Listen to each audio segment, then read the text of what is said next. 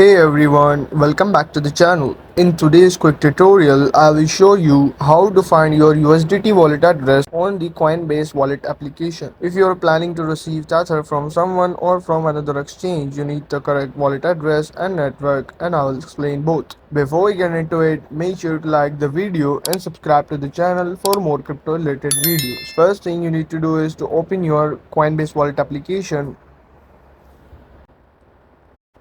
Now simply on the assets tab, tap on add crypto. Now simply tap on the receive crypto button. Now in the search bar, search for USDT. Simply tap on the Tether on Ethereum network. You will see a long wallet address and a QR code. You can copy the address or share the QR code with the sender. Now here's where most people go wrong.